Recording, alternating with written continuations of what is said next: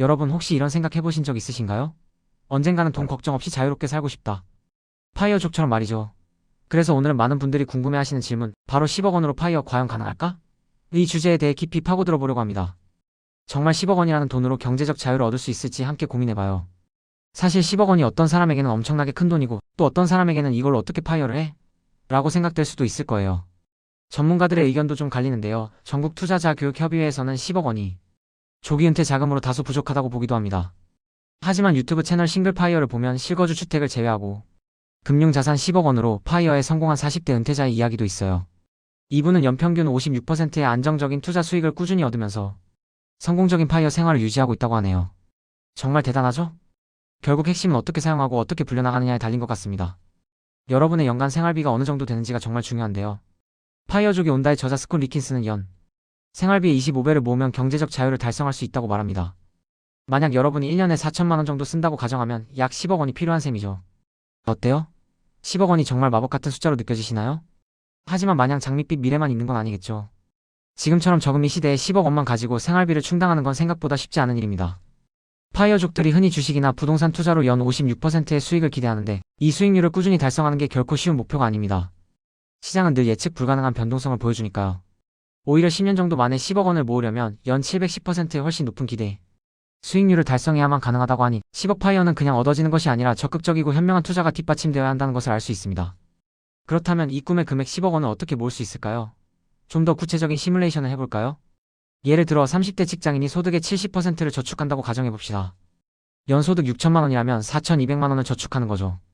이걸 은행 예금 같은 낮은 수익률 12%로 모으면 10억 원을 모으는데 무려 20년 이상이 걸린다고 합니다. 맙소사. 하지만 앞서 이야기한 것처럼 연 710%의 높은 기대 수익률을 꾸준히 낸다면 10년 조금 넘는 기간에도 10억 원 달성이 충분히 가능하다고 해요. 즉, 단순히 저축만으로는 어렵고 투자를 통해 돈이 일하게 만드는 지혜가 필요하다는 거죠. 여러분의 10억 파이어를 위한 전략 지금부터 함께 세워봐요. 자, 10억 원을 모았다면 이제 어떻게 굴려야 할까요? 투자 전략도 정말 중요합니다. 판교의 직장인들을 대상으로 10억 원이 있다면 어디에 투자할 건가요? 라는 설문조사를 한 결과 주식, 부동산, 예금 등 다양한 의견들이 나왔다고 해요. 각자의 투자 성향과 목표에 따라 선택지가 달라지겠죠. 요즘에는 배당금 투자를 통해 파이어족이 되는 길도 주목받고 있습니다. 10억 원으로 배당금을 받아 생활하는 것도 가능하지만 이때 배당소득세나 금융소득 종합과세 같은 세금 문제도 꼭 고려해야 해요. 연간 금융소득이자 배당이 2천만 원을 넘으면 금융소득 종합과세 대상이 되거든요. 세금까지 고려한 똑똑한 10억 파이어 전략이 필요합니다. 물론 10억 파이어가 가능하려면 단순히 돈만 보는 게 아니라 여러 가지 개인적인 상황들도 고려해야 합니다. 예를 들어 여러분의 나이가 정말 중요한 요소가 될 수 있어요. 30대에 시작해서 꾸준히 노력하면 40대 초반에 10억 원을 달성하고 파이어를 시작할 수도 있겠죠? 젊을 때 시작할수록 복리의 마법을 더 크게 누릴 수 있으니까요. 또 다른 흥미로운 개념으로 바리스타 파이어라는 것도 있습니다. 이건 40세에 조기 은퇴를 한 뒤에도 소일거리로 아르바이트를 하거나 좋아하는 일을 하면서 추가 수입을 얻는 방식이에요. 예를 들어 40세에 은퇴하고 60세까지 매월 200만 원 정도의 수입을 유지하는 시나리오를 생각해 볼 수 있죠. 이렇게 하면 10억 원이라는 초기 자금에 대한 부담을 조금 덜고 좀 더 여유롭게 파이어 생활을 즐길 수 있지 않을까요? 완벽한 은퇴가 아니더라도 자신이 원하는 삶의 방식을 찾아가는 것이 더 중요하다고 생각합니다. 하지만 인생은 늘 예측 불가능한 변수들로 가득합니다. 홍춘욱 박사님의 사례처럼 조기 은퇴 후 여행을 계획했지만 코로나19 같은 예상치 못한 상황으로 어려움을 겪을 수도 있어요. 세상은 항상 변화하고 우리의 계획도 그에 맞춰 유연하게 조정될 필요가 있습니다. 10억 파이어를 꿈꾼다면 이런 예상치 못한 상황에 대비할 수 있는 든든한 갑바와 그릇을 키우는 것이 정말 중요하겠죠. 결론적으로 10억 원으로 파이어족이 되는 것은 여러분의 소비 습관, 투자 능력, 그리고 삶의 방식에 따라 충분히 달라질 수 있는 문제입니다. 단순히 10억 원이라는 숫자 하나에만 매달리기보다는 자신의 상황에 맞는 구체적인 계획과 전략을 세우는 것이 훨씬 더 중요해요. 여러분, 투자를 하다 보면 이런 생각 많이 하시죠? 아, 그때 살 걸 조금만 더 버텨볼 걸, 이런 후회들이 우리를 괴롭히곤 합니다. 하지만 결국 투자는 멘탈 싸움이에요. 강한 심장, 단단한 멘탈, 즉 갑바가 없으면 투자 규모가 커질수록 흔들리기 쉽습니다. 무리한 투자나 레버리지는 작은 흔들림에도 멘탈을 와르르 무너뜨릴 수 있으니 늘 조심해야 합니다. 제가 항상 강조하는 말이 있어요. 한때 비트코인 몇 개, 테슬라 몇 주 가지고 있었다고 자랑하는 건 크게 의미가 없습니다. 결국 내 그릇이 준비되어 있지 않으면 아무리 큰 자산이 들어와도 다 빠져나가고 내 그릇만큼만 남게 되거든요. 우리의 10억 파이어 목표도 마찬가지예요. 10억 원이라는 씨앗을 잘 키워나가려면 그 씨앗을 담을 수 있는 큰 그릇이 필요합니다. 장기 투자는 단순히 리스크를 시간에 녹이는 걸 넘어서 시간이 지나면서 우리의 그릇을 키워주는 과정이기도 합니다. 처음엔 몇십만 원만 빠져도 가슴이 철렁했지만 투자를 통해 경험치를 쌓아가다 보면 어느새 몇천만 원이 왔다 갔다 해도 무덤덤해지고 나중엔 수억 단위의 변동에도 평정심을 유지하게 됩니다. 이게 바로 단단한 갑바가 생긴 증거예요. 멘탈의 연금술이라는 책에 부자의 그릇, 빈자의 그릇 이야기가 나옵니다. 인생에는 두 가지 길이 있어요. 첫째, 평탄한 길. 겉보기엔 편해 보이지만 이 길은 우리를 나약하게 만듭니다. 둘째, 좁고 험한 길. 문제도 많고 힘들지만 이 길을 가야 진정한 부자가 될 수 있다고 합니다. 문제가 생겼을 때 도망가지 않고 정면으로 부딪히고 그 문제를 성장의 에너지로 바꾸는 사람들이 바로 부자예요. 만약 내 그릇이 2인데 4만큼의 문제가 생기면 멘붕이 오겠죠? 하지만 내 그릇이 8이 되면 4 정도 문제는 그냥 지나가는 바람처럼 느껴질 거예요. 결국 문제가 큰 게 아니라 내 그릇이 작은 겁니다. 10억 파이어를 위한 여정에서도 수많은 문제가 생길 수 있어요.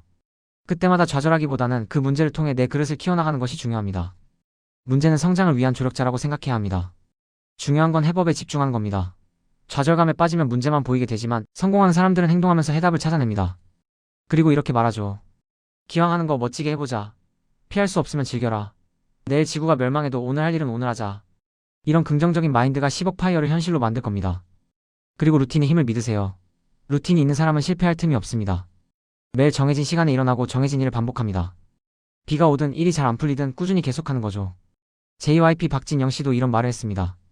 같은 걸 매일 하는 건 지겹다. 근데 지겨운 걸 매일 이겨낸 사람이 결국 성공한다. 공부, 운동, 독서 다 지겹지만 그걸 10년, 20년씩 꾸준히 한 사람만이 정상에 오르는 겁니다. 10억 파이어도 마찬가지예요. 꾸준한 저축과 투자라는 루틴을 지키는 것이 핵심입니다. 투자에 있어서도 똑같습니다. 장기적 우상향 자산을 꾸준히 모아가고 자신만의 루틴을 지키고 지겨운 반복을 견디며 리스크를 시간에 녹여 수익으로 바꾸는 것. 이게 진짜 성공적인 10억 파이어로 가는 길입니다. 마지막으로 씨앗 이야기를 해볼게요. 성실한 농부는 씨앗을 계속 뿌립니다. 길가에 떨어지든 새가 먹든 돌밭에 떨어지든 상관없이 계속 뿌리죠.